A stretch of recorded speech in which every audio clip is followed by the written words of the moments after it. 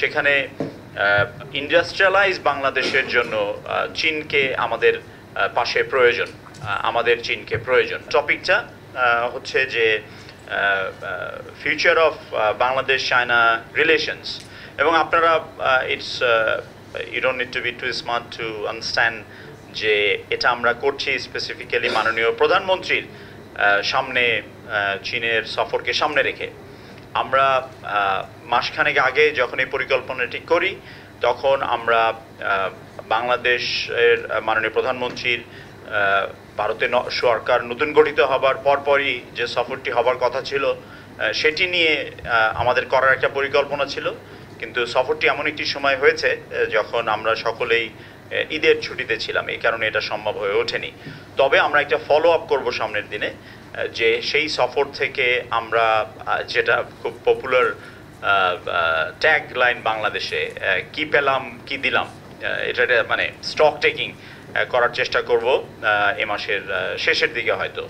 তো আপনাদের সকলকে এখানে আসার জন্য ধন্যবাদ।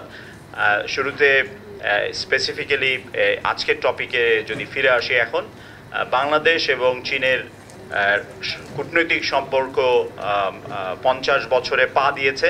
আপনারা জানেন যে 1975 সালে তারা বাংলাদেশকে রিকগনাইজ করেছে। দুঃখজনক হলেও এটুকু বলতেই হয় যে আমরা মুক্তিযুদ্ধের সময় যে কিছু সমস্যার সম্মুখীন হয়েছিলাম, যেটিকে বঙ্গবন্ধু মহান জাতির সর্বশ্রেষ্ঠ সন্তান, তিনি অবশ্যই এগুলিকে সমস্যা মনে করতেন না। তা না হলে কারো অন্তরীণ থেকে 9 মাসের মাথায় হোটেল ক্ল্যারিজেস হয়ে ঢাকা, দিল্লি হয়ে ঢাকা আসার পথে তিনি সাংবাদিকদের অনেক প্রশ্নের সরাসরি উত্তরেও কিন্তু তিনি বলেননি যে এই রাষ্ট্রগুলি অসহযোগিতা করেছে। তিনি বরঞ্চ বলেছেন বাংলাদেশ পুনর্গঠনে আশা করা যায় তারা সহায়তা করবে, বিশেষ করে মার্কিন যুক্তরাষ্ট্রের ক্ষেত্রে তারা বলেছেন। কিন্তু এটা সত্য যে বাংলাদেশের জাতিসংঘের সদস্যপদ লাভের ক্ষেত্রে চীন নতুন সদস্য হিসেবে জাতিসংঘে তৎকালীন সময়ে এবং সিকিউরিটি কাউন্সিলের নতুন সদস্য হিসেবে ভিটো প্রদান করেছিল।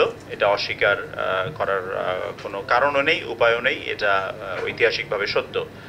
কিন্তু পরবর্তীতে বিশেষ করে গত 15 বছরে, এবং আমি আমার পার্সোনাল এক্সপিরিয়েন্স থেকে ড্র করব, 2014 সালের মে মাসে আমরা জাপান সফরের 2 সপ্তাহের মাথায় চীন সফর করেছিলাম। সম্ভবত তারিখটি ছিল জুনের প্রথম সপ্তাহ, এবং বর্তমান এই সফরটিও হচ্ছে ওই রকম একটা ক্যালেন্ডারি, মানে জুন জুলাইয়ের মধ্যে, জুলাই পড়ছে এটি। এবং গত 10 বছরে বাংলাদেশের 15 বছরের ধারাবাহিকতায় যে আর্থসামাজিক উন্নয়ন, infrastructural development in communication, businesses, creating infrastructure for businesses, supplying raw material, technology transfer, এই সব কিছুতে চীন একটা খুব বড় ভূমিকা পালন করেছে, যেটা বাংলাদেশের অর্থনীতিকে এগ্রিগেন ইকোনমি থেকে একটা রাদার মোর ইন্ডাস্ট্রিয়ালাইজড ইকোনমির দিকে নিয়ে যাচ্ছে। কৃষিতে যেহেতু বাংলাদেশের অর্থনীতির আকার বেড়েছে, কৃষির উৎপাদনও প্রায় 3 গুণ বেড়েছে গত কয়েক দশকে, বিশেষ করে গত 15 বছরে। সেখানে ইন্ডাস্ট্রিয়ালাইজ বাংলাদেশের জন্য চীনকে আমাদের পাশে প্রয়োজন, আমাদের চীনকে প্রয়োজন। এবং চীনের কেন আমাদেরকে প্রয়োজন সেটার উত্তর বেইজিংয়ে বসে খোঁজাটাই বোধহয় ভালো, বাট এখানেও আলোচনা আসতে পারে। We have no intention in limiting your thoughts or even what you want to share or speak. এটা পুরোপুরি নন গভর্নমেন্টাল একটা প্ল্যাটফর্ম, এবং আমরা কিন্তু সরকারের কোনো প্রতিনিধিকে এখানে আহ্বান করিনি। সংসদ সদস্য কয়েকজন আছেন, কিন্তু আমরা কেউই কিন্তু সরকারের প্রতিনিধিত্ব করি না। সো প্লিজ ফিল ফ্রি, তার মানে এটাও বলছি না যে সরকারি কোনো অনুষ্ঠান হলে আপনারা এগুলি বলবেন না। So feel free to share your thoughts and ideas. এখানে ভারত সফরের পরপরই বিশেষ করে রেল যোগাযোগের ক্ষেত্রে একটা পক্ষ, এবং সেটিকে আমরা অবশ্যই মনে করি একটা পলিটিক্যাল প্রপাগান্ডা অথবা a futile attempt to undermine the very visit that has taken place within the very first week after formation of the new government in India.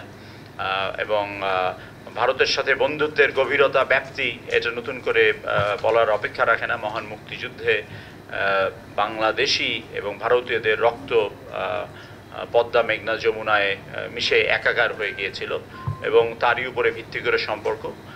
সেক্ষেত্রে চীনের সাথে সম্পর্কটাকে কম্পেয়ার করার স্কোপ নেই বা করা উচিত নয়। দুই ধরনের সম্পর্ক, কিন্তু চীনের সাথে সম্পর্কেরও গভীরতা অনেকখানি বেড়েছে।